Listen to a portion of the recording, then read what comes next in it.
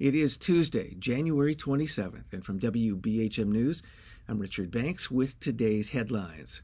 Paperwork is expected to be filed today with the Alabama Republican Party officially challenging Senator Tommy Tuberville's eligibility to run for Alabama governor. The challenge comes from Ken McPheeters, another candidate for the Republican nomination. McPheeters says Tuberville is not eligible because the one-term senator does not have his primary residence in Alabama. Instead, McPheeters says Tuberville lives in Florida. McPheeters is an insurance agency co-founder and a former congressional candidate. He says the state constitution requires candidates for governor to be a physical resident of the state for 7 years before they make a run. Tuberville met the residency requirements to run for U.S. Senate, since those requirements call for candidates who have been a state resident for only 1 day. While Tuberville claims his main home is in Auburn, McPheeters says that's a ruse. He points to numerous reports by media outlets that detail Tuberville's official reimbursement records in the Senate, showing him traveling in a vast majority of instances to his house in Santa Rosa Beach, Florida. McPheeters says the governor needs to be a resident of the state for a variety of reasons, but most importantly, he says it's critical that a candidate for any political post, especially for the state's highest office, follow the law.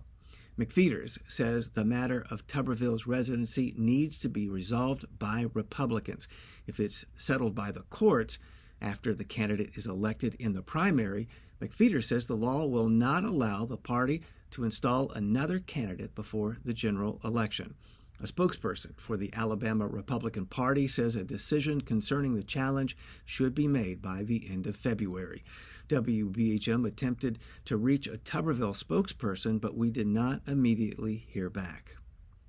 And in other election news, a rift among Alabama Republicans emerges as a charge of a fake ID becomes a campaign issue in the race for lieutenant governor.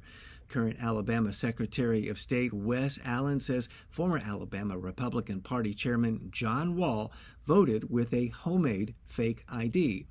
The claim stems from an AL.com story that Wall had voted using an ID card that a former state official helped him create.